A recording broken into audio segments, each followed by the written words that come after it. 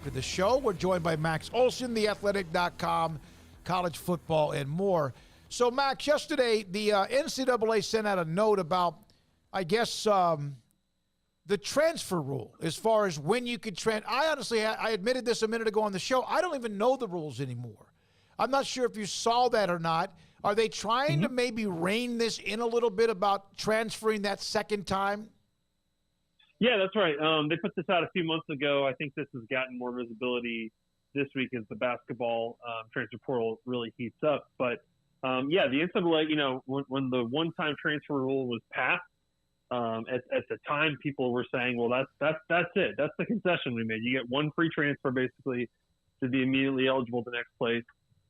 Since that rule was rolled out, though, I think you've obviously seen players transfer multiple times and get waivers to be immediately eligible at other places. And so they're trying to tighten that up. And they're saying basically if you've already used the one-time transfer rule and you are trying to transfer again, you need to have basically a medical reason for doing so. It can't just be coaching change. It can't just be playing time, things like that. They are really trying to crack down on giving immediate eligibility for that second transfer. And that's in football, that's in basketball, that's in everything. Yeah, Max, some of these things, it's funny that they have to list them, but, if you're a second-time transfer and you don't know that there's coaching changes or that you could have gotten a better degree program, but I guess it's all stuff that's been used in the past to leave for a second time. Yeah, for sure. And, I think obviously this goes back to, back before the one-time transfer rule. Obviously, players were coming up with, documented reasons for why they should transfer. Why they need to transfer and why they should be able to play right away and not to set out a year in residence. And so, we'll see how much we kind of go back to that. I think what we've seen, in monitoring the portal as much as I have over the past few years, certainly if a guy's trying to transfer a second time, usually that's going to be a grad transfer and you feel like you can get a waiver for that. But, especially in basketball where you have players potentially kind of moving around every year, they are certainly trying to crack that down and, not ready to take that step of this being just full on free agency. You are, eligible wherever you go, however many times you leave.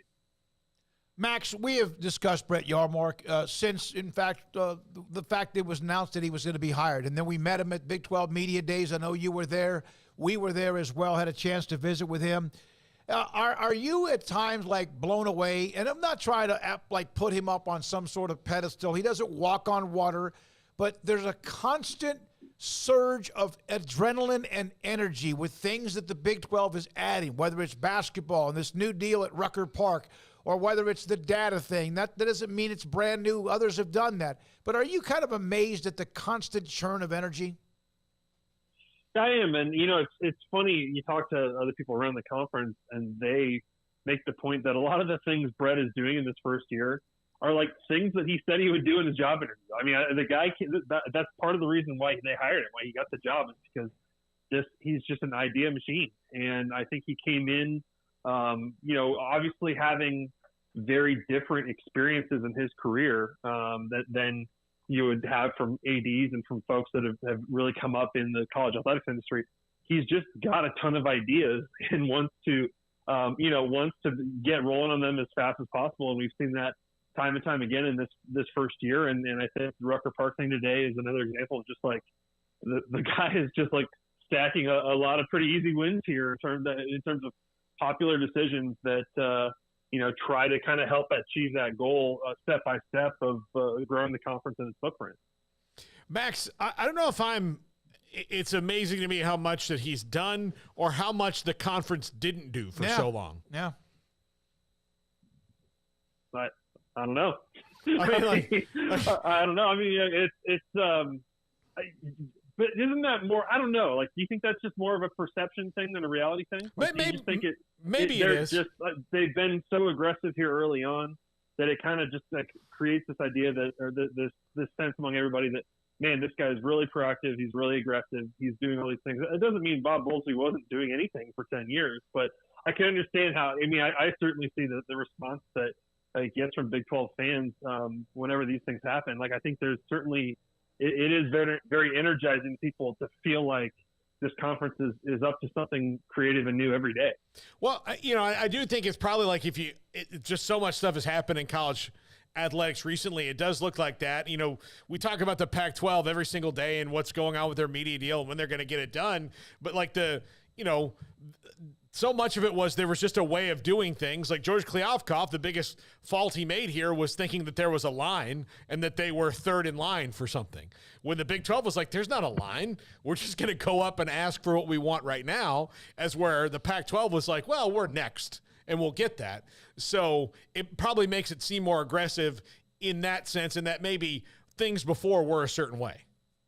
Yeah, I think that's true. And I think that comes with like that is the value of going in the direction that the Big 12 board did. I mean, obviously the trade-off is, Brett Yormark doesn't have Bob Bowlesby's experience when it comes to dealing with the entire industry of college athletics and the NCAA and all these kinds of things. But what he does know is, he's a deal maker, and he knows how to take ideas from pro sports and from his other, the other jobs he's had over his 3+ decades of doing this, and applying it to like, well, why can't we do this stuff? And like, I think probably a lot of the things he's done so far is kind of like, why aren't you doing this, or why couldn't we? And I think that it's kind of right place, right time in a lot of ways. As this stuff evolves, and like when you talk about the data right stuff, like obviously it hints at kind of going in these directions that certainly we weren't talking about 5-10 years ago. Was Alan Bowman a grad transfer from Michigan? Do you remember? Yeah. Okay. Yeah, that's right. So he's a grad transfer. So he's transferred from Tech to Michigan, Michigan to Oklahoma State. Wet Blanket, one of the names in our chat room, is a big Oklahoma State fan. I was trying to think, okay, wait a minute. He transferred twice, but he's a grad transfer. So there's an example of, like Craig said this. Paul made a great comment about the difference between scholarship that are athletic and then education. But Craig said this: if you don't want to, if you don't like the rules that they're trying to enforce, graduate. Go get your degree. And I think sometimes that's completely lost in the shuffle at times. At least it was for me. Yeah, for sure. And Alan Bowman is, he was starting quarterback for Cliff Kingsbury at Texas Tech. That's how long he's been in college sports right now. And look, I also recognize like that is part of the strain on this whole thing is you have, you have all these players that have extra eligibility that they wouldn't normally have. And so whether they want to use that in their last year, or they feel like they are just end up making more moves over the course of 5-6 years than maybe these guys in the past normally would have. Like, I think that contributes to this, and it's just going to be a few more years before those guys that were on teams in 2020 kind of get cycled out. And so it just leads to just a ton of player movement. Max, what did you think about the Jack Swarbrick and the president of Notre Dame's op-ed saying that they need the NFL and NBA to help them out? Yeah, honestly, candidly, I was at Nebraska football practice this morning, Smokey, so didn't get got a little 40-minute window to see Matt Rhule and those guys do their thing. So I haven't had a chance to read through the whole op-ed in the New York Times. I know my colleague Andy Staples had a pretty scathing takedown of it up on The Athletics that folks can read. I think that certainly, so I can't speak on the specifics of the things he's calling for and stuff like that.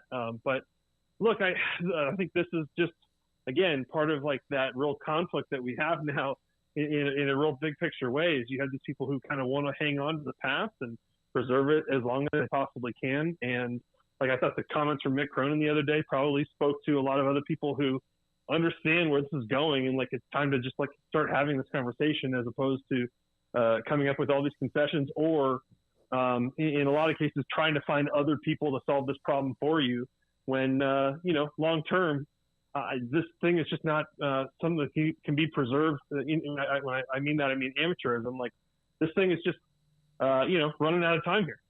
I know you got to go. Yeah, Andy Staples with the article. I got to read that now that I saw that. I'm glad you told me about that. Max, 40 minutes. You watch the Huskers. Rules try to at least change and get that thing back on track. I know you can't see much from 40 minutes, but just your overall thoughts about the reaction now that they've begun spring drills. Yeah, I mean, just based on stretching alone, they're probably going to win the Big Ten this year. Just based on what I thought. Whoa. Will they run the table and win the Big Ten? Well, sure. I mean, why wouldn't I just throw that out there? No, I think it's, looking at them, it's interesting. Like, you get to see Jeff Sims out there. Obviously, Casey Thompson and those guys are Thompson's injured right now, and so Smothers. Like, Jeff Sims looks the part. I think a lot of the transfers they brought in, certainly look like they're SEC players and they're like guys that can definitely contribute. And it was just cool to see the pace of the practice there, as you guys have seen in the past under Rhule.